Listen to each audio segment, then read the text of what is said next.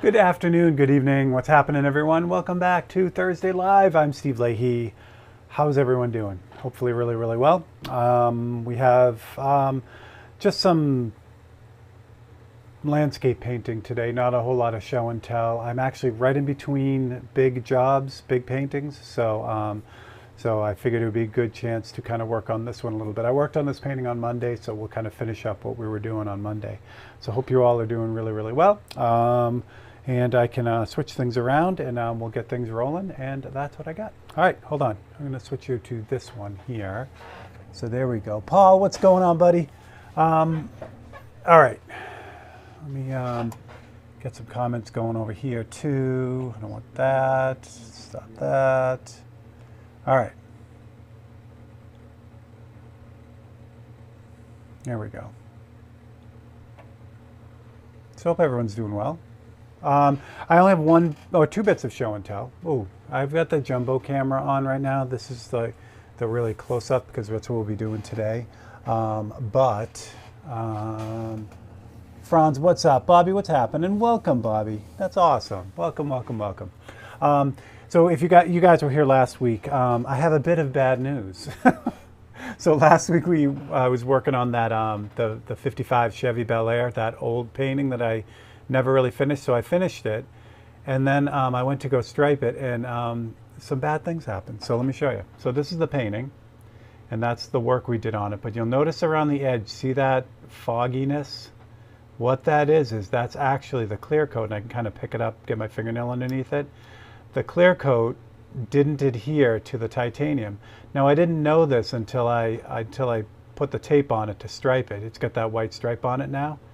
So this happened to a couple paintings, and it's basically titanium doing what titanium does. Titanium loves to have stuff not stick to it. And back when I started with these, back in 2011, I didn't really know how to prep this stuff, the metal, the right way. I thought sanding it was just enough. It is not. So now I know. There's a special, basically it's a metal prep that you apply to metals like this. Works on metal and concrete and that kind of thing. It's basically an acid, and it digs into the metal, and it leaves a little bit of a residue on it that really helps everything stick. So unfortunately, this painting is ruined. There's nothing I can do about it. You know, I could cut the clear off up to the pinstripe line, because it's only the clear that's not adhering. There's a 2K primer that I used underneath the painting. That's going to hold on because that's just the nature of the primer, but the clear directly on the metal did not. So I could cut this and then re-clear it, but I would have to use that metal treatment on just this area and not get it on the paint, because it will strip off the paint too. So for all intents and purposes, this painting is trashed, unfortunately. So sad that after so long I finally finished it, and then I ended up ruining it. So there you go. So careful with your titanium stuff. So there we go. Late shift. Dean, what's happening? Dean, thank you for all the great comments on all the videos too. That's awesome. All of you guys. Cody, what's happening? I think I said hello to Cody. You got your 543. Excellent. I'm glad. Yeah, Cody had won one of the 543s on Monday night. And if you're not on Facebook and want to head over there on Monday nights, we do the same kind of thing on Mondays, but on Mondays I give away a small black and white painting. So, all right. So I'll give you guys another little quick. I wish I had the other lens in, because you're not going to be able to see this. But if you guys remember this painting here, actually I'll do it. No, I won't. I know what I'll do. Switch to this camera. So this is the painting Three Amigos. So I just found out yesterday, or day before yesterday, that this painting got accepted into the Butler Museum of American Art for their 87th annual show, which is pretty exciting. So I'll be bringing that over at the end of the month to them, and this will be hanging there for a while, throughout the summer, I think. So I'm really, really happy about that. This is on ampersand board, same thing I'm doing this painting today on. And I think I might have worked on this live at some point, but this is how the painting came out back then. So anyway, so that's really exciting. I'm going to make a big announcement tomorrow for that one. And that's all I got for show and tell. So let's get to it. I know. All right. Thanks, Bobby. Thank you, Adrian. What's happening, buddy? Yeah, thank you. It's a cool thing. I've been here in Ohio for about 3 years now, and just kind of getting into the local art scene. And the Butler is a great museum. It's in Youngstown, actually, and so to get into that show was a really big deal, and I was happy it was that painting. It's pretty nice. It's nice when it's one of the car or bike paintings, you know. It's a lot of fun. So this is, well, I'll switch back here. This is where we're at. You guys get the distance view of this. I was working on the dock here with the boat on Monday, so I did a little bit more of that the next day to kind of finish, or not finish it up, but get it close. So we're going to kind of work on this today in the water and kind of get everything going. If you guys haven't seen this painting, give me 2 seconds and I'll show you the reference photo that I have for this. I took this photo in Plymouth Harbor. Basically, if it's walking distance from Plymouth Rock in Massachusetts, and it looks like this.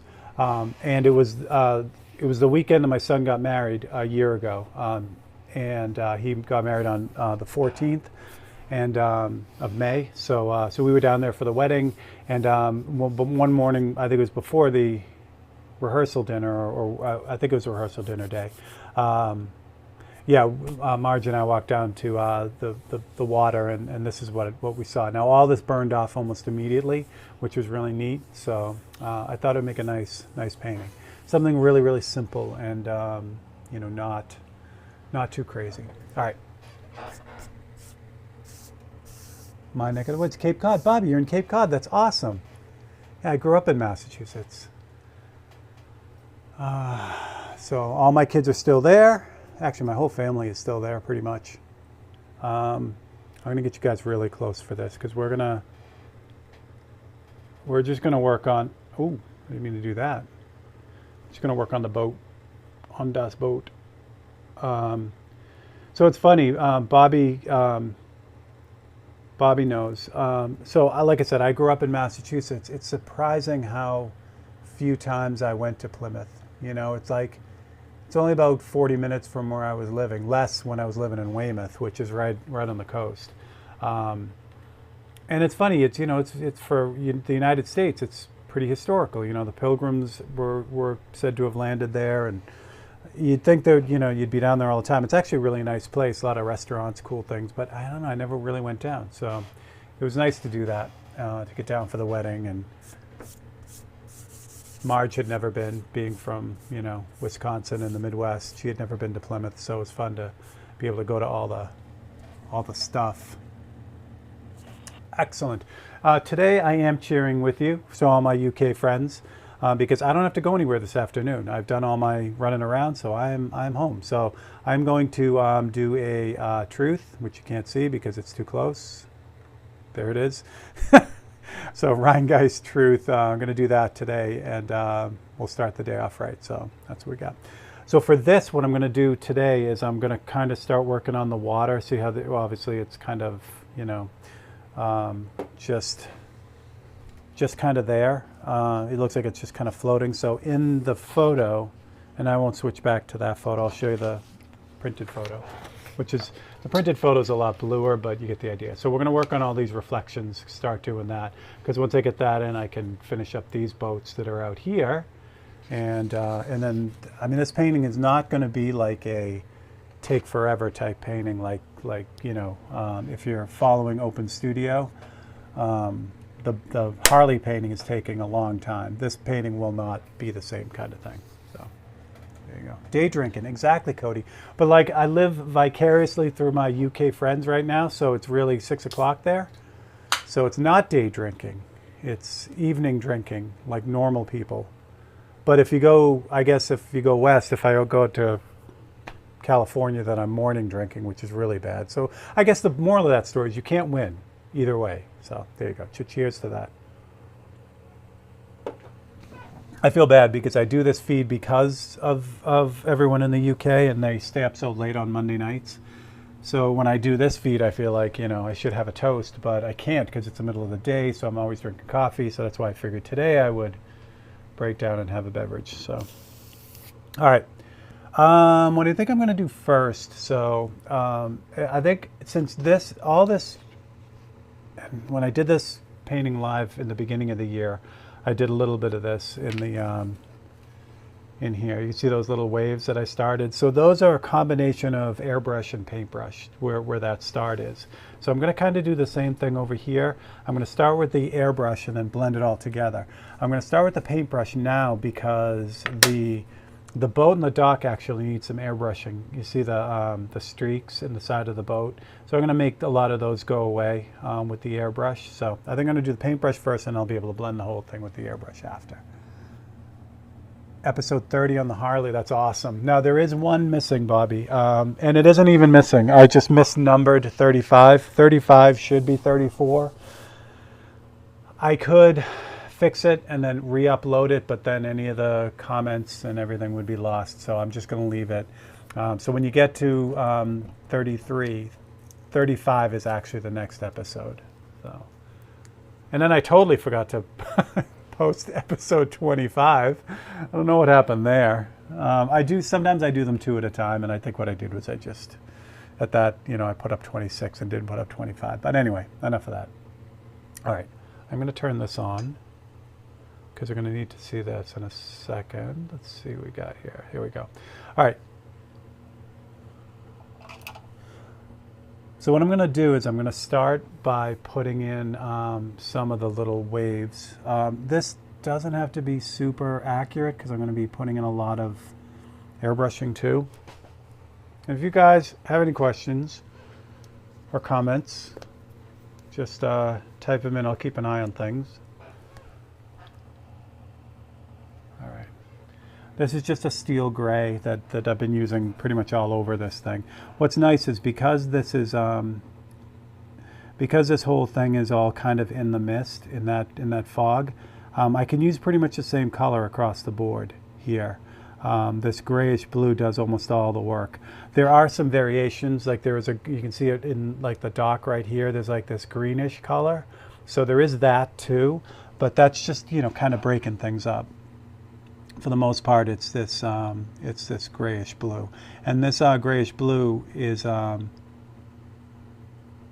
there's a little bit of purple in it too. So the whole image has a lot of purple in it, which I've changed from the original photograph. The original photograph was kind of turquoisey blue, but I wanted to give this a little bit different feel. I wanted to give this the feel, like a little bit cooler feel, because that's what I remember about the morning. Like I said, it was May. It was actually a beautiful weekend. It really warmed up. But in the morning when we walked down, it was kind of chilly, and I remember that. So I wanted to kind of give that same feel for it. Let's see. So again, this is really just the first pass for this. Again, there'll be some airbrushing in there too to kind of soften things up, and it's just a chance to kind of get things started, get things in the right spot. And you'd also notice, hopefully, that this is really, really thin and really light. These are going to be a lot darker in the end as well. Again, this just kind of gives me a chance to draw these things in without committing too heavily to them. Now, here's a cool thing too. This color here, the base of this, is base coat sealer white, and then the colors that make it work. So say I screwed that up, which I didn't, but say I screwed it up. I can take, this is just that piece of 1000 grit sandpaper or on foam. So because this base coat sealer sands so well, I can actually just sand all this off and go right back down to the base. And there's about 3 or 4 coats on this, so I can do this a number of times. There's something wet on there too. I don't know what happened there. But anyway, but I can just erase it. I can just sand it off. I can also scratch it off too with the knife, which is kind of a neat effect too. So if in the end, well, maybe I'll do this later, but I'll give you a little preview. So what you can do with the knife too, because there's so much paint on there, so much base coat, I can use the knife to scratch in tighter details. So it almost becomes like scratch board too. But we'll get into that as we go along. It's a lot you can do. And that, again, the reason why that works so well, do I have any here? I only have the black here, but it'll give you an idea. This is the auto-borne. I have the autofocus off, so here we go. So it's auto-borne sealer. That's what the main color for this background is. So it's auto-borne sealer, and this is the black one, but I use white for the painting here. And then I just added the other colors to it. So make sure I get that nice and focused. All right. Back to this. And what I'll do is I'll just mess around with this. And then as things go along, if it looks like it's kind of dragging on too long, then I'll just finish one area instead of doing the whole thing. But I'll start by working on the whole thing. Oh, yeah, you got it. And for those who didn't follow this, the palette down here, this is a wet palette, so it keeps the paint kind of active for a long time. And in this very first reservoir, I just have the regular reducer. So it's 4011 reducer. It's the same thing I use to reduce it for airbrushing. I use it for paintbrush reducing too. So it works out really, really well.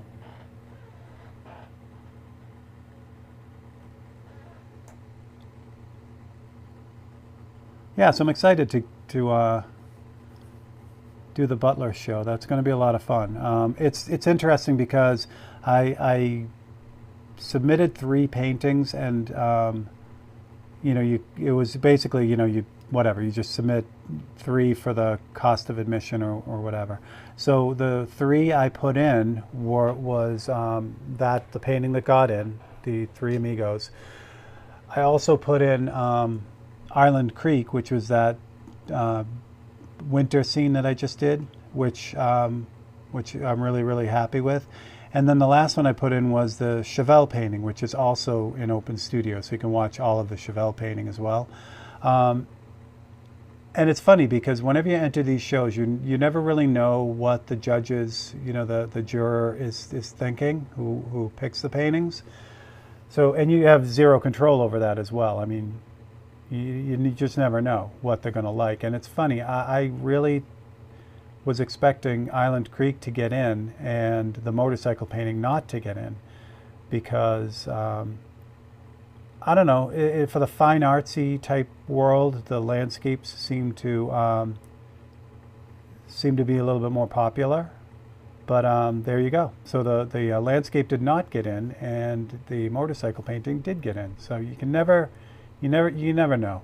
And I've learned a long time ago not to be upset about things. Even if I didn't get anything in, it's totally okay, because you're putting those things up against the sensibility of the juror that they picked to basically run the show. So if that person is, say, an abstract artist and they see a hyper-realistic painting come through, they might not want that in there. You know, they might, and that's part of being a juror for a show. You get to pick the ones you want, essentially. So I've learned a long time ago that not to get too overly upset if things get in or don't get in. But it is kind of an interesting thing. It's all subjective. Absolutely, Shannon. What's up? It is subjective, and that's the whole thing. But it's also hard when you put all kinds of time into something and you really think that, you know, everyone's going to think the same way about it, and they don't, which happens a lot. Yeah, it's an interesting dynamic, and I noticed, you know, the older I get, the less wound up I get about things like that. Where, you know, when I was younger and something didn't get in, it was like, why not? That's crazy. You know, I worked so hard on this, and I don't know. It is what it is.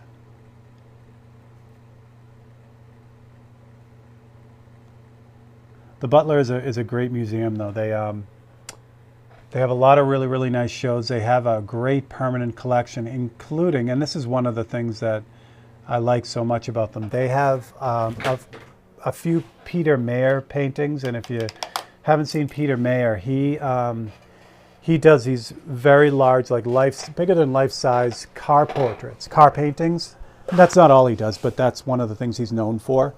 They look real, and there's a lot of airbrushing and spray gunning done with it, and they're just really, really cool. So the Butler has a few of his paintings up. Sorry about that. I knocked over my compressor fan. So underneath the bench, fixing that. There we go. Technical stuff. I have a giant compressor, but I still keep a fan on it because it just helps to keep it cool and keep it running. So yeah, it was neat being able to see a Mayer painting up close for the first time. When I moved here, we went over for, there was Steve Chizeka had a pinstriping show there, exhibit, which was really, really great. So I went over there for the first time to see that, and then we had gone over just to go. But yeah, to see an actual Mayer, like live, big, like that was awesome. So it's good to be over there. Yeah, exactly. You end up developing a very thick skin. You do. Yeah, it's like, I don't know. It's neat. It's kind of a blend, kind of confidence and like you said, that thick skin. Confidence in that, you know what you put into it. You also know where you need to improve, or I say you, but I mean me. So if you get criticism about a piece, you can take it with a grain of salt. If it lines up with what you already know about where you want your art to go, then you can just kind of take it and it is what it is. But it also, like I said, it's other people's sensibility. Like if an abstract artist doesn't like my paintings, that's okay. Because, we like different things. And it's fun having a conversation with people who like different styles of art. I actually really enjoy defending my art and I don't mean that in a negative or hostile way, defending your art. I mean just in general. Like, when Marge just finished her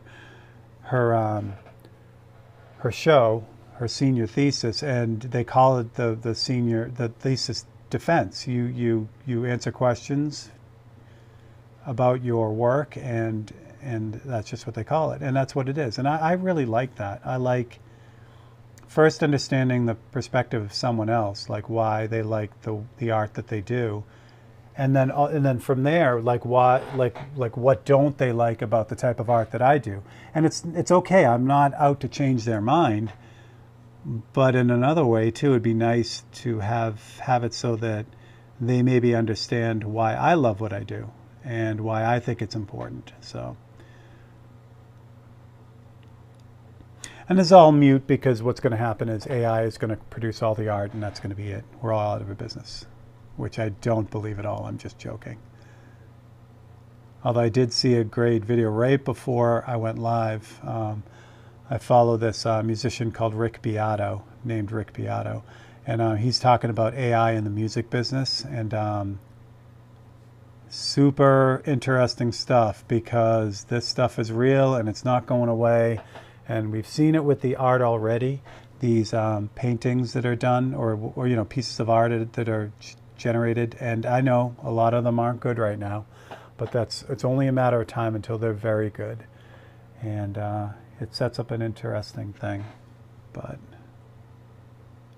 which is a whole other discussion on where that's all going. But I don't know. The bottom line is, hopefully people will always want creative things from other humans. Well, there will always be a generated version of it, the computer version of it. Hopefully there will always be people who would want the actual real paintings or the actual real songs, and that's the way that's going to go. It's going to be interesting over the next five years as this thing becomes better and better, and it will. Everyone's joking about the AI art now with figures with like 6 fingers and 2 mouths, and and I saw a pizza commercial that was done by AI that looks horrible, and it's disturbing and funny. But like I said, give it a year, and it's going to be really good. So what I was talking to Marge about this, I think where that really impacts people or the industry, if like I got my degree in illustration. So when I graduated college, I fully expected to do greeting cards and, illustrate kids' books and work for companies, doing artwork. That job is going to be, if it isn't already, well, I know it's mostly computer based, but that job is going to be gone because a big company is going to want something as fast as possible, as cheap as possible, and the computer is going to be able to give that to them. So that's going to eliminate the need for an actual artist, and then when it's very commercial. Where I don't think it'll ever have an effect, or it'll really, in the actual fine art world, it's not going to replace real artists because that's what we want. We want, we want something that's actually created by a human. And there will be a place for it. There'll be, tons of art created that is inexpensive and, but I don't think it's gonna really do too much to the actual,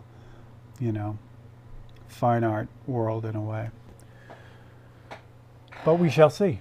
Ian Hart, what's up, buddy? The easiest way to shut up critics at shows is to put a high price on it and a sold sticker. Yes.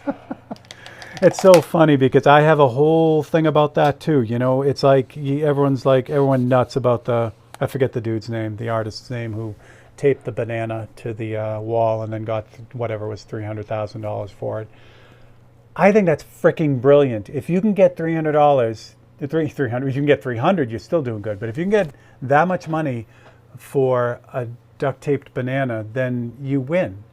Do I think that's art? No, I think that's more of a commentary. That's more of a statement. That's not a real, piece of art in a way. And it's the same thing with everyone. If you have terrible art, but you're selling it for a lot of money, I have a lot of respect for that. You're a good salesman. I don't necessarily have a lot of respect for the art that's produced. If it's trash art, meaning, it was done without any skill or without any caring, essentially. But yeah, so it's a whole different thing. Just because, it sells for a lot, I don't know. But yeah, it's always good when, something sells and is validated that way. Because there's a lot of great art that's, up there for not a lot of money. And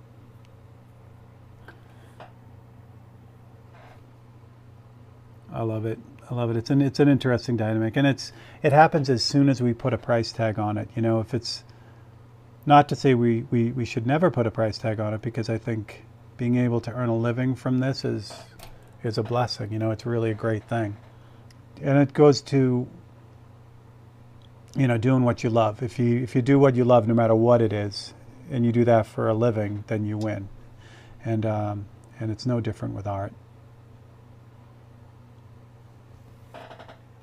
All right, I'm happy with that. What I don't know is how far that, oh, it does. It kind of blends right down into the rocks. Interesting. Okay. I don't know where the rocks are because I don't have them in yet. So, yeah, I think I'm going to wait there on that. Thanks, Ian. I'll hang a bunch of grapes. You never know. I think, yeah, that's it. Yeah, I never get wound up with that. I think it's, trust me, I would love to be getting, $1 million for every painting. That would be great. But I don't fault anyone for getting $1 million. In fact, it's exciting to me when people get large amounts of money for the paintings that they're selling. It means that there's still a market for that always, and that makes me really happy. I never get upset with, people selling art for ridiculous amounts of money, just like I don't get upset when people sell anything for ridiculous amounts of money. If there are people willing to buy a Bugatti for what a Bugatti goes for, then that's great. That means they're going to keep making them, and they're beautiful cars, and I get to look at them. So,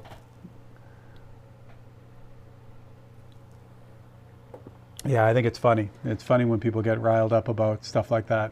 Like, how can they sell that car for that? I'm like, they can. So there are people buying them, and it's probably worth it. Is it worth it to that person? No. But it doesn't have to be either, All right, what to do, what to do. All right, what I'm going to do next is I'm going to jump back into this with the airbrush, and I'm going to start darkening some of the things to kind of finish this off, and it'll help blend in some of these paintbrush work. Right now you see a lot of the paintbrush work on here. It's mostly paintbrush work. So I want to start blending that in so it kind of pushes back a little bit. I'm still trying to catch up with Banksy. Ian, we all are. Perfect example. Just a genius in marketing. And, you know, I mean, people love his work, and that's it. So, it is what it is. I'm going to use the Micron B for this, I think. Yeah. Yeah, because I need to get a little bit tighter in here, and I don't want to run the risk of having any kind of weird blowout. So what I'm going to use for this, as soon as I find it.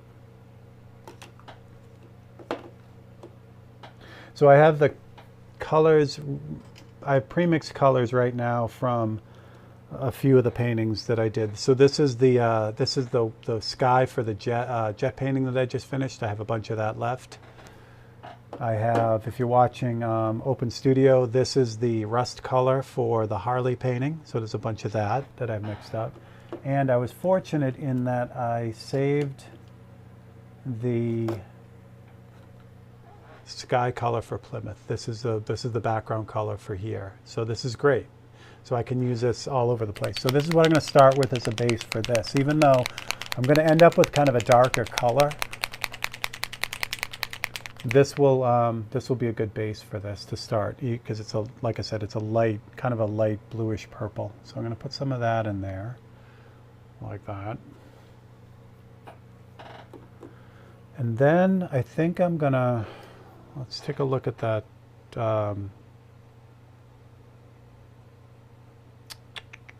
It's kind of more bluish than purple. Yeah.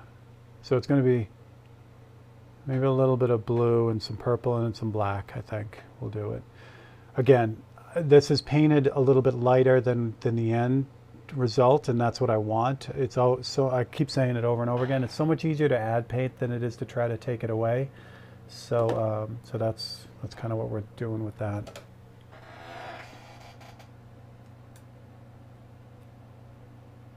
Banksy, very smart vandal. Yeah, well, and it is. I mean, it is what it is. It's like, I don't know. I think it's awesome. You know, I think it's great. I also wish I could figure out how to market in that way, or, you know, be in the right place at the right time for the same kind of thing, because it's really nice to be able to secure that kind of living off of what you're doing. So I'm going to jump over here in the palette. This black is almost gone, but there's just enough of it. So the black from Createx, where do I want to do this? Here. The black from Createx has a real brown cast to it, and I'll show you that in a second. So what I'm doing is I'm just kind of darkening this. What I'm going to do is, well, to show, well, let me mix this up. I'm jumping all over the road here. Get some of the blue in there, more of the blue. Some of this violet up here. Yeah. Yeah, that's it. Good. And then, believe it or not, this is fairly thick. I know it can't focus, but so I'm going to add a little bit of reducer to it as well. And that will, that'll do two things. One, it really needs to be thin to go through this brush. So I want to make sure I give it a good chance to do that. Plus it also, you know, just kind of smooths it out too as well. Really does a good job. So there it is. That's great. That's perfect. It's, hopefully you can see it. It's like a little bit darker version of what I already have there, but it's also got some violet in it too, which is good. And I'll show you, and hopefully it'll pick up. So the other boats that are out on the water here, slide this over so you can see it. Yeah, actually you can see it right there. So see how these boats here, the one I just kind of ghosted them in, that's I did mostly with just black. So hopefully you can see how brown that is compared to, you know, the boat over here. This has got a lot of blue to it, and that's that greenish, brownish color right in the middle of this little dock right here, this lower piece. So you can see the difference between them, or between this bluish color and then this brownish color, blackish color. So that's the one I don't want. I want to eventually, you know, push that back a little bit. So hopefully that makes sense. How's Marge holding up? Sorry, I was reading the rest of the comments. Marge is doing really good. Yeah, now that she's through with her show, she's getting ready to clean out her studio back at school, which is neat. She actually got a grad student space for what she was doing, which is really nice. So she's got to clean that out and get everything back here to her studio at the house. So she's ramping up for that right now. And then next Friday, she actually gets her she graduates. She gets her degree next Friday, which is exciting. And then, yeah, and she's, I'd say she's off for the summer, but she's not. She's got a lot going on, so, but it's going to be exciting. She's going to set up her studio here, get that all back up and running, and she's got a neat trip planned with her oldest daughter who's graduating from high school, so they're going to run to New York for a weekend, which will be a lot of fun. All right, so this grayish purple, we'll try it out on the boat first because that's the biggest area and see how it works. So I feel this is a little bit too light, or maybe it isn't. Maybe there's just, yep, it isn't too light, sorry. That original color was right down at the bottom of the cup here. So when I first started spraying, that light, this background color was the first thing to spray, but now I mixed it up, so we're good. Let's see what this looks like. It's maybe too purple, but it's okay. If it is, it's still coming out. There we go. Come on, man.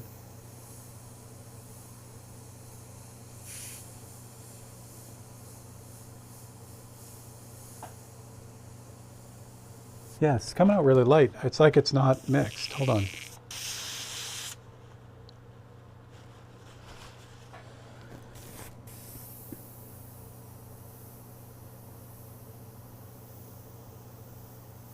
There we go.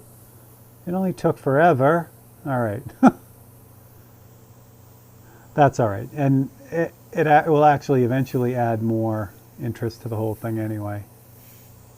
All right, so what I'm going to do is I'm just going to kind of use this purpley color to kind of take a lot of the, not a lot, but take some of the paintbrushing out of it. Not all of it, because I really want to see that too. The texture from the paintbrush is really cool, but I don't want, you know, I don't want all of one or all of another. I want the best of both. That's great news. Yeah, it is, Ian. I'm really psyched for her. She put in a lot of work, and the end of the season really worked out well for her. So there at Kent, they have, I posted them on Monday, some photos. They have a really great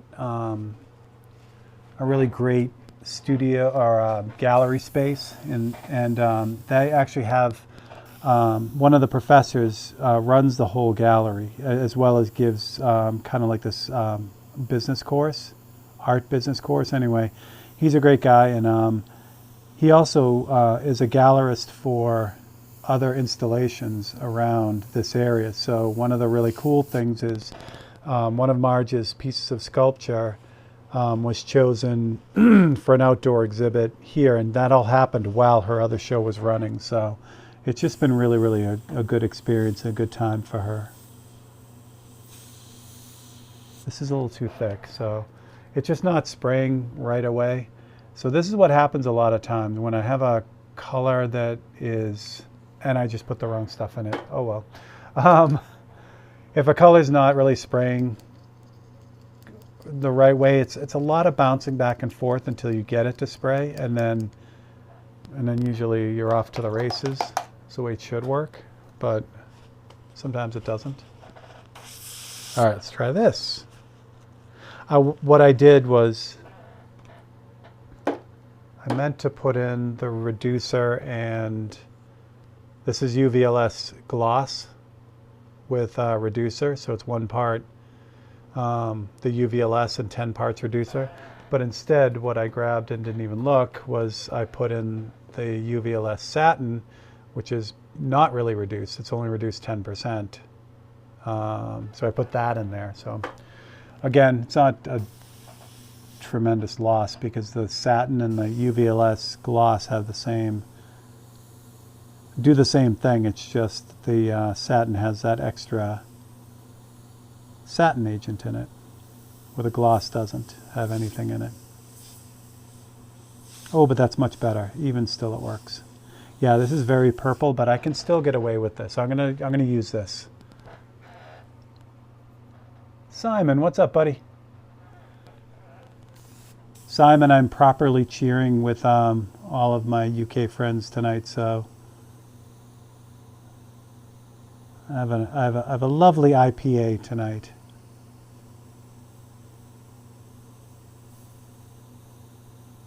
So because this color has a lot of purple in it, I'm just going to kind of bounce around and drop this in a few places. It'll just kind of do a little bit of everything. It'll help to blend out the some of the paintbrush strokes, you know, just kind of make them look more natural. Plus it'll introduce that purple.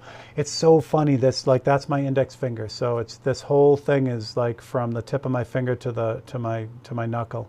It's a really small, it's a small part of the painting, but it's also one of the most important because it's the only thing in the kind of background that you can actually make out. The other boats are so like fogged out.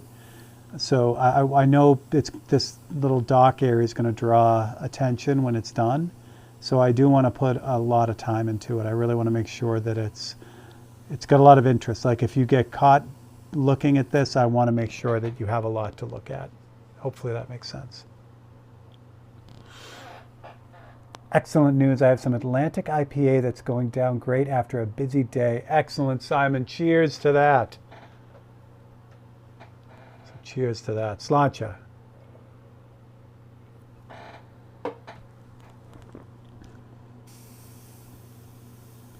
All right. So I'll bring some of this purple up onto the boat too. I want to avoid the front of the boat. That's got white for the very front of that the bridge there. So I don't want to put any on that. I just want to kind of introduce it just really lightly, just to kind of break it up a little bit. And that's good. Question is, do I want to drag that down in the water? The reason why it's a question is if I do that, if I pull this color down into the water, I have to do it everywhere when I get there. So I'm not so sure that I want to, maybe I do. What the heck? What could go wrong? So for the waves in the water, I definitely want to leave, that, a lot of the brush strokes. That's really what obviously makes the waves look like what they're supposed to. It's really like the reflections that I'm kind of concentrating on now. And I'm still kind of using the same left and right stroke that I used for the paintbrush, but I'm just using the airbrush to do that. This is very purple. I want to be careful of this in the water. All right. I think that's going to work. Okay. All right, so I got to figure out where the because the rocks, let me switch it back. So the rocks pretty much come right up to that. See that rock over there near the right? So I got to figure out what that is so I don't spend a whole bunch of time doing waves where they're not going to show. I'll just cover them. So what I'm going to do is am I going to do that? How am I going to do that? Do I have 2 of these? I think I do, which will be lovely. Oh, I have many of these, even lovelier. I wanted to make sure I had a cutout of that. So what I'm going to do is I'm going to use this purple, even though these rocks are, well, this rock up top is very dark. And then these are really like, well, I'll show you, because I can do that. This either yellowish, greenish type of thing. I'm going to use this same purple to kind of block in that group of rocks, just so I know where they are. There'll be a ton of paint put on it eventually, but that's the color that I happen to have in the airbrush, so that's what I'll use. What am I missing? Are you thinking about the composition of the painting when taking a photo like this, or is it more about the photos dealing with the painting afterwards? That's an excellent question, Simon, and it's something that I do think about a lot when I'm taking the photos. But what I'd rather have, because sometimes when you're there and when I'm doing it, when I take the photo, sometimes what I think is going to make a good painting when I take the shot isn't. So what I try to do now is I try to take a bunch of bigger photos, you know, with more of the area in it. Then I can bring it in like this one. I can bring it into Photoshop and just crop it up and move it around and see what looks best. So that's an excellent question. I do think about it, but I find those, like for instance, the Ferrari series that I did, when I took all those photos, I was really thinking of paintings. So a lot of those photos are cropped already, and I wish they weren't, because that's all you get. You know, if you took the cropped photo, you have to do that. You can't, there's nowhere else to go. But if I took photos of the whole car and then just cropped them wherever I wanted, it would have been a better thing. So that's a really, really great question. And it's funny you mention that, because I'm starting a new series of car paintings after blowing up the Ford from the Ford, the Chevy from last week, the 55, when that kind of got demolished. It really made me want to like do more of that scale of car painting. So I prepped 6 panels, and I went through all my photos and picked out 6 cars, and I'm going to do a series on aluminum panels, and that's exactly what I ran into, because I wanted to do a Ferrari, and I went back to those original Ferrari photos that I took at New England Ferrari, and I'm like, they're all cropped, and I'm like, well, that's great, but that's not really what I want to do. I wanted whatever, you know, I wanted this view of it, but I didn't have it. I just had a cropped view. So, all right. So I don't care about the shading or the shadowing on this. I just want the rocks. I just want to know where the rocks are. That's what we're going to do with this. What'd I miss? Awesome. That makes a lot of sense. Yeah, Simon, it took me a long time to learn it. Since we do have some people on too, and I don't know if people had missed this at the beginning, but this is the Chevy painting I was talking about just a second ago, the 55. And if you notice all this light coloring along the edge, that's where the clear pulled up. So all the clear pulled off the edge of this when I took the tape off. So essentially ruining this painting, which is really, really sad, because this painting hung around for so long unfinished. I finally finished it, and then I ended up, and there was no way to know this was going to happen or not. It happened when I pulled the tape. It wasn't like that beforehand. So now like I said earlier though, now I know how to prep titanium so that doesn't happen, and I didn't know that back then. So once I blew up that picture or that painting, I'm like, that's it. I got to do more of them. I may even do that one again, but I didn't have the heart to do that one on this round. All right, so I'm just going to line this up real quick so I get that in the right spot. Make sure that horizon is roughly in the right spot. Again, this is really just for reference. This is just, you know, drop in a really light, oh, you guys really can't see it because it's back on the boat, so let me move this up. Oops. Oh, good, Simon. Yeah, it's going to be fun. Ironically, I had a bunch of 3-inch by 4-inch pieces of aluminum. So they're essentially the same size as a 543, but they're going to be full blast. Actually, I'll grab a painting in a second. Let me just get this in, and then I'll grab a painting to kind of show you where I'm aiming for them. Here we go. So again, this is that same purple. I know the rocks are going to be green and yellow, but it doesn't matter. This is only to kind of be a place marker for me, so I know what I'm doing. Because now when I go to put the rest of these waves in, I know that if I come down, you know, if I come down too far, or I won't be putting waves where they're going to be rocks. Let me back you guys up a little bit here, because I'm going to need to do this anyway to show you the painting. So I'll back you out to here. There we go. And then I'll focus that. There we go. So see, that just acts as a little place marker. I do that all the time. It's just a neat trick, and it just gets things where they're supposed to be. I'll probably, before I pull this off, I'll do the same thing on the other side, because the next thing really to do is all the water once I get this done, and I'll need that. So look at that for a second. I'm just going to go grab one of the paintings to kind of show you where I'm going.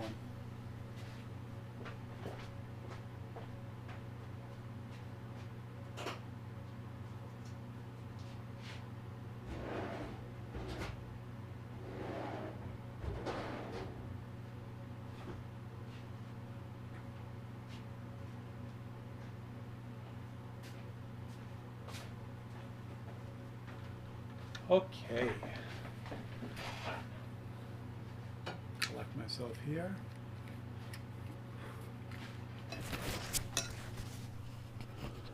So here is so if you've ever gotten a painting from me or anything, and the business card that I include with it, this is the actual painting from my business card.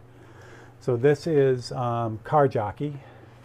This one ironically is on titanium as well, but see how the clear is fully attached there. So that's, yeah, that's okay. But this is, let me focus this a little bit better. So this is the kind of thing that I'll end up doing with the aluminum, but the only difference is I'm not going to have this exposed edge anymore on these paintings. I liked it with the titanium, but they don't really need to be there. But that's the kind of thing I'll be doing. I have a lot of cropped images, so they're not just, you know, car portraits like I do with the 543s. They're actually going to be more, you know, more cropped, more interesting. So this is that, and then this is one of the panels that I just prepped, and these have auto-borne sealer on them. So it's aluminum, it's powder-coated aluminum. This is 063 aluminum, so it's pretty thick. You can't bend this easily. So, but it's powder-coated, so you could scuff that and just paint on it, but the auto-borne sealer works really, really well. It just gives it a great surface. So I've got 6 of these. The thing that's going to make this a series is they're all different cars, but they're all red. So the 6 paintings will all be bright red cars, which will be a lot of fun. So that's what's coming up. And that's going to happen like all the stuff from me. That's just going to kind of happen when they happen. I got to get, I want to get that other Ford, the old Fords, the red painting. I want to get that done. That's been hanging around too long. I got a couple other, I got a commission that I'm going on right now, and there's another one coming up. So all, you know, all those things need to kind of happen first above the other stuff, but it's always important to have something going on. I've been super fortunate that, you know, I get bombarded with the next idea way before I have time to get it started. So I've never been sitting there thinking, okay, now what do I do? I've been really, really fortunate that way. Cheap insurance using Autoborn. Yeah, I just like painting on it. I mean, you could, like I said, you could sand that, the powder coating and spray on it, and the Createx will stick like hell to it. But it's just so nice, and I talk about this in the substrate video on Tech Tuesday. It's just so nice that no matter what I paint on, whether it's ampersand or aluminum or titanium or plastic, if you spray with Autoborn sealer, it always feels like the same surface, which is awesome. Cheap insurance. That's my buddy Chris Arpin.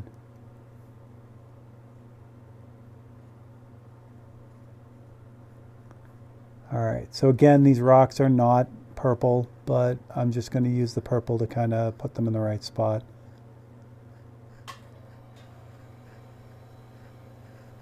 What I should do, I'll save this one, this piece right here, because when I actually go to do the water, I'll use this again to block it off. So I do have a folder for this. Just got to make sure I get those back in the folder. All right. Yeah, I have a manila folder for all, you know, any of the paintings that are going on. So that way I try to keep everything together so I don't lose anything. And since a lot of the paintings I kind of bounce back and forth on, it'd be really, really easy to lose track of, you know, cutouts and templates, and sometimes even the painting themselves. So I don't want to do that.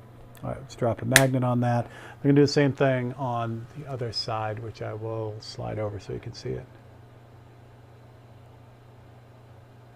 You know what I'm going to do? Give me 2 seconds here.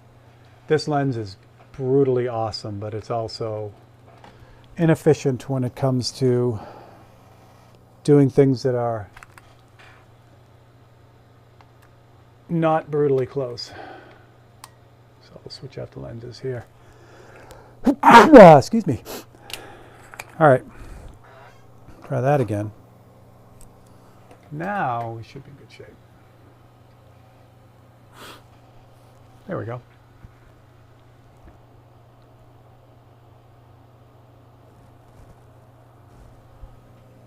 All right. Excuse me. All right. Same deal here. Just going to throw this in really light, just so I have an idea. And it's not even the body of this, it's just the edge, really. Just enough so I can see where I'm at. That's good enough right there.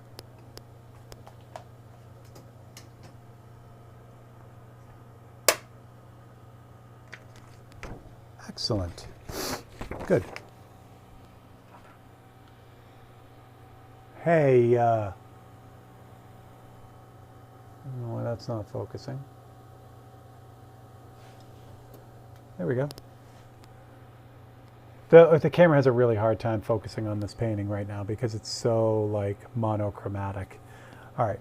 Thank you, Cody. I don't know what it is. It's cold down here in the art dungeon, the art pit. All right, so what I'm going to do is I'm going to jump back to the airbrush again, but I'm going to darken this up a bit because see how it's gotten kind of light when I was kind of messing around with the color? I want to darken that back up again, but I've got that purple in there, so it works out pretty well. So overall, again, the composition on this is super simple. Jump back to this. This is kind of what we're doing. But even still, even with this really simple composition, it has some cool elements to it. You start in this corner right down here, and it just the shape of the rocks and also the fence here and then the dock, it just kind of pulls you in this kind of C-shaped. It's why these boats in the distance are so important, even though they're so wiped out, because when you get there you need something to do, and that's what's going on right there. So again, the idea is that once you get out here, you get swept out into the horizon where these boats are kind of in the mist here. It pulls you over to the dock and then down here, and it starts the loop again. So that's what kind of holds you in even on a simple type of composition. Now obviously there's nothing going on in the sky because it's all mist, so everything happens right in this little area right here. So hopefully that makes sense. Now since I'm doing that, we'll see it. This camera has a good lens on it. It's not as good as the macro lens, but it'll be able to get close enough for what we're doing.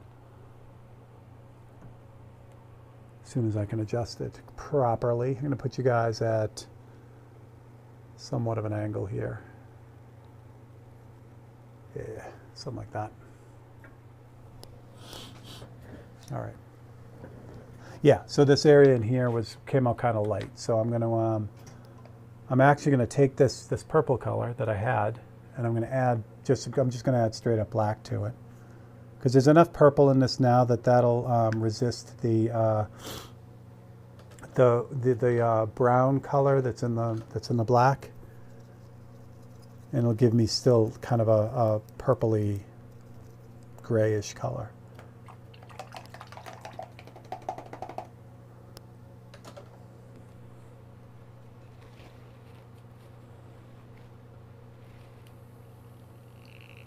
And I am remiss in wishing you all a happy Star Wars Day today. Or was that yesterday? No, it's today. May 4th. May the 4th be with you. So,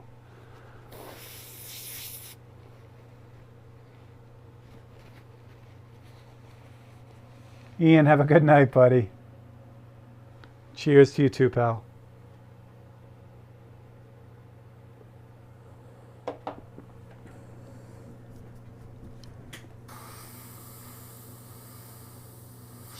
All right, see what this looks like.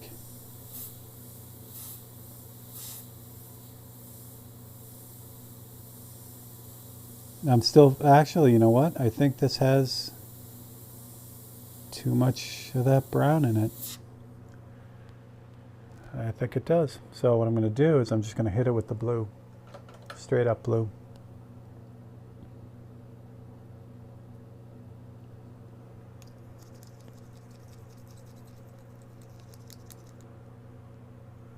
See what that'll do.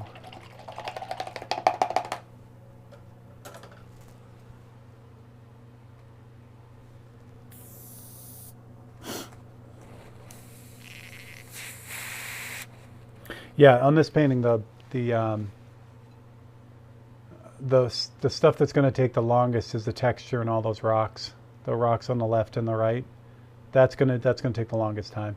The waves are gonna take a while too, just to get that. It's important that they have that perspective too, where the waves you can kind of see them.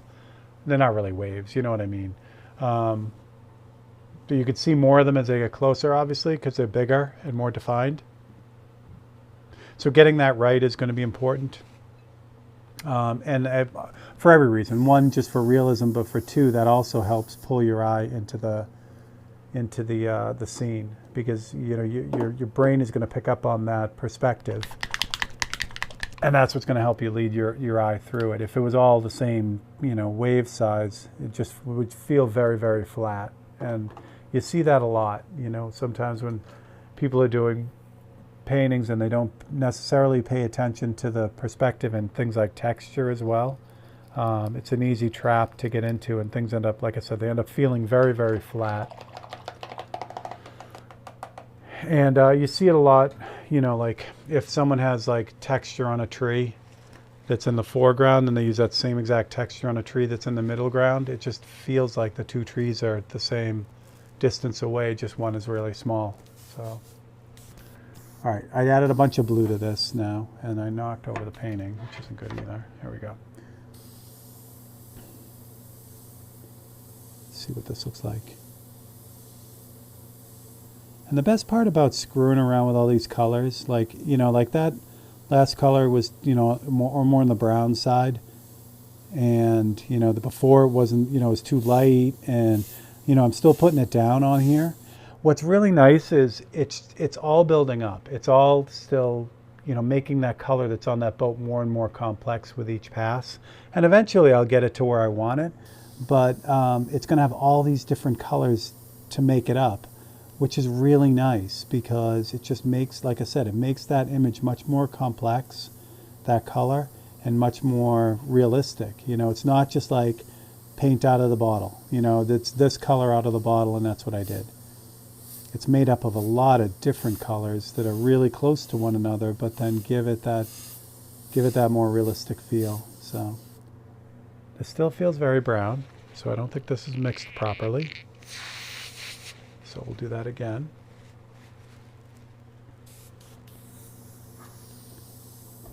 Oh, stop. You know what I got to really do? I got to put a big magnet on the back of this, a big sheet magnet. Right now it's just sitting on the bench on two magnets, so every time I bump it, it falls off.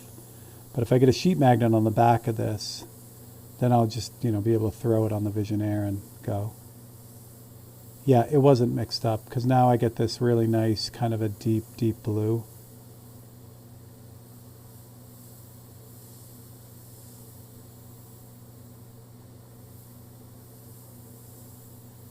But again, now underneath that I have that purple color, I've got the green color that's in there.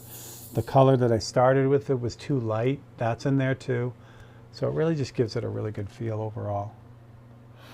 Happy Star Wars Day. It is Star Wars Day. In honor of Star Wars, last night I watched Rogue One again. So it's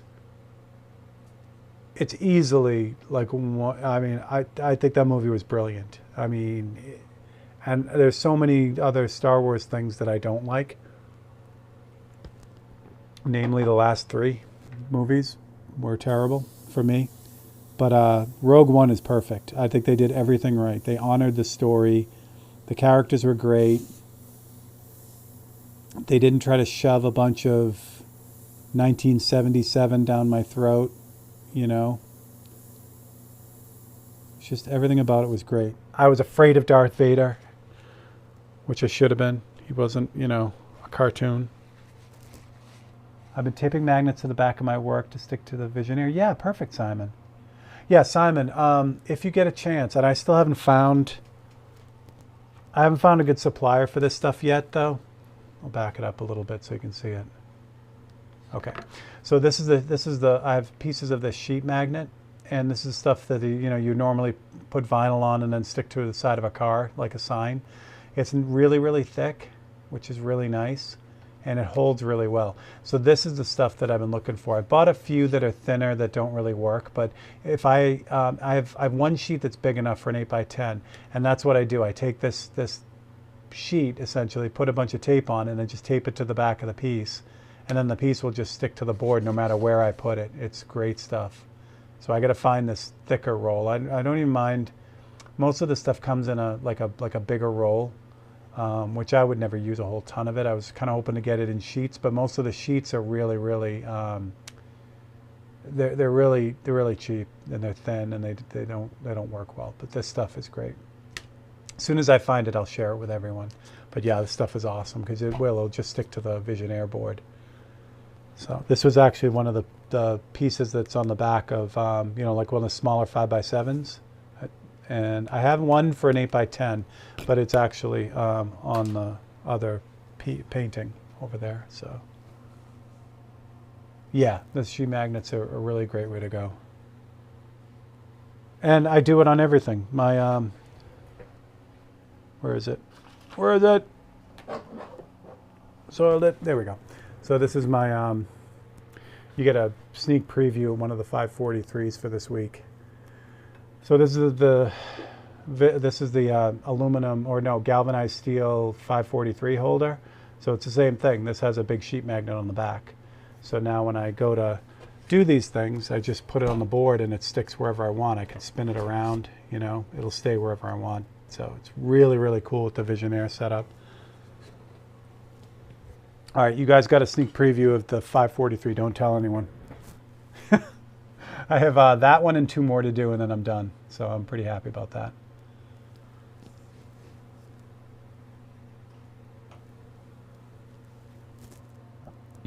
Yeah, Cody, that's what I'm running into. If you buy the sheets, they're like for craft. They're like, like just people who do crafts. What I really need is to find more of that heavy duty stuff. Like I said, that stuff comes in a huge roll, though, and I would never buy the roll because I would never use it all.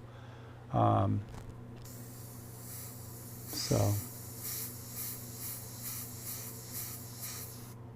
where I got that stuff, the sign company that my studio was in back in Boston would have all these. They basically have cutoffs that, the end of the roll or something like that, or they'd have a weird size and they'd have to cut off the roll, and then they'd have a little extra piece. That's where I got all those little pieces from. All right, so with this color, while I was hesitant to put the purple down in the water, this color I definitely can, because this is like I said, it's a steel blue color, and that goes really well with the water. So I don't mind dragging that back in the water here. So again, this photo, if I switch to the photo real quick, see the bottom has like a lot of green to it as you get closer. I will put that green in there, but not maybe as much. But the overall feel for the whole thing, I want to keep it really cool and blue. So I want to kind of, and I know the green is really there because of the way Plymouth Harbor is. There's a lot of algae growing right there. So it has a green cast to it, but I really want to keep that foggy, misty type feel. And that's the beauty of artistic license. And it's also what makes me smile when someone sees a painting of mine and says, well, why don't you just take a picture of it? There's so many subtle but yet important changes to the photograph that it is a piece, it is my interpretation, it's my storytelling. So while, yes, in the end I want it to look like you're really there, like it's photorealistic, so much has changed in it to change the mood and to change the feel or the composition or something like that. It makes me really happy when someone just assumes that it's an exact copy of the photograph. So now what I'm doing is I'm just kind of going into the water here and doing these same, I'll do it on this so you can see it. So I'm just doing these back and forth strokes. Let's see if I can get the airbrush to work first. Come on, man. There we go. So I'm doing these back and forth strokes in between all the paintbrush strokes. So this is going to give it that, it's going to bridge the gap between the real tight paintbrush strokes and then the reflection-y type softer strokes. I loved Rogue One too, and Andor series is a good continuation of the character. Yeah, I did like Andor. I liked Andor because, again, it wasn't pandering. Like, they didn't realize that Rogue One was great, and then they just decided to bleed everything out of it and make the Andor series. I liked that it was like, it went way back in his kind of story. It was nice.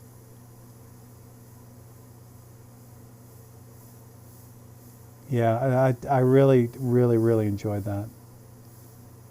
All right, so same thing up here. This is a nice, this color is much darker, so this is great. So this will be able to get kind of those little shaded highlight, or shade, I can't talk, those shadows around those highlights. And again, it does the same thing. It blends in some of that paintbrush stroke. I don't want to get rid of all of them because it's, you know, the wood pilings.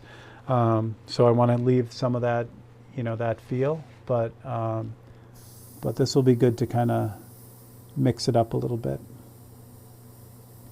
And if I run into a spot, since I'm just kind of going for it and freehanding it, now is when I need the other lens, but you guys will get the idea. I'm going to turn this sideways for a second. So there's a couple spots on the dock where I got some overspray up under the sky. Make sure we're in the right spot. So where one of them here, excuse me, I ended up painting to fix it. Some of them are so light, you know, their overspray is so like minimal that I can just really lightly take a knife and just essentially erase that overspray off, just scratch it right off.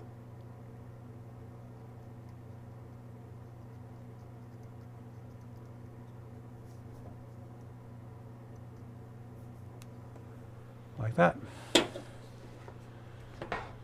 And then we sit back and we take a look. So when I do this, when I take a look, and I do this a lot, especially with paintings that are subtle that I really need to kind of keep an eye on, I'm going to bring you guys back to here. So now you're back about 2.5 feet. So it's where I would normally view it. So the things I do when I kind of start sitting back and looking at it, there's a lot of glare on this. So I usually grab like a magnet. This is a regular ceramic magnet. And I'll put this right about midway, and I'll just kind of tilt this forward. So when I tilt this forward, it gives a more natural light to it than if it's like straight down on the board. So you guys can kind of get a feel for it. So now you can see how dark that is and how that kind of came together. I enjoyed all the Mandalorian. Last season was great. Yeah, I enjoyed the Mandalorian too. Again, I liked it because it was, even though, well, I was going to do spoilers, but it doesn't really matter because it's been out so long. But even though there are familiar characters that pop up in it, I kind of like the way it all kind of came together. So yeah. And I also like that I don't get the impression that they knew how big Grogu was going to be, or Baby Yoda.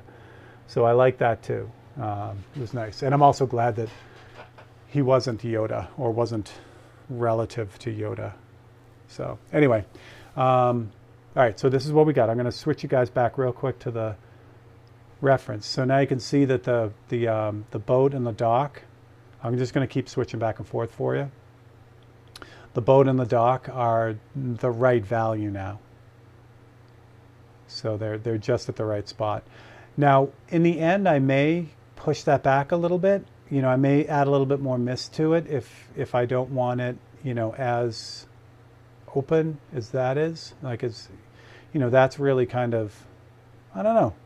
But that's a decision I can make when I get there. The way I would do that in the end, if I wanted to make like the background softer, I would just mix up a really thin version of the background color. So that, and because if I do that, I could go over literally the whole background really lightly with a thin version of it. It obviously wouldn't change any of the background color. It would just add a mist over this. And I could do that, but I think I'm going to wait right now because I feel like I'm judging it against those, the rocks that aren't even there yet.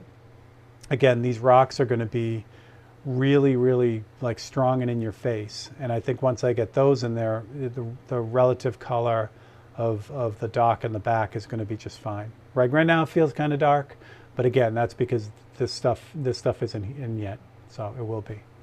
All right, so from here it's just onto the water, and I'm not going to bore you with that because it's super monotonous.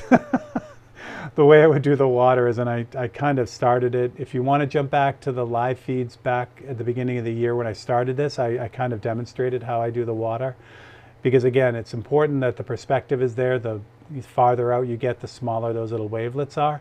So what I do is I'll use a cutout, but hold on. What I'll do is I'll take this image, the photocopy. I'll cut out like different spots, not the whole, like every little wavelet, that would be insane. But I would pick ones that like really pop out to me. And I'd pick like some along this horizon, then some along this horizon line, and then this, not horizon line, but you know what I mean. Against this line here, and then I pick a few in here, I pick a few in here, and then all the way down here. And then by just spraying those in, just like I did this as I knocked this off. So I spray them in really light this way, then I'll have a map. I'll have a few in this here, a few here, and a few here, and they'll all be the right size and all the right shape and that kind of thing. And then I can fill in all the gaps. I can just repeat what's in that general area, and then that'll give a continuous, again, that's really going to help to kind of pull people in because you're going to have the feeling that you can just, well, like the photo, that you can just really like ride out on that water. That it's not just this one big mass of the same thing. So hopefully that makes sense. That's what I got. So I'm going to switch you to this one while I move this one because it's in the way. As I get that out of the way, so I can then do the other camera, which will be nice. And that's what I got. So, would I miss anything else? Stand on its own too. Yeah, absolutely. Oh, good. Yeah, Adrian, and I won't ruin anything for you. Yeah, Mandalorian was great. I liked Obi-Wan. I thought Obi-Wan was a little bit forced, which was really disappointing because I was really, really looking forward to it. And forced meaning I think they tried to jam too much into the time frame that they had.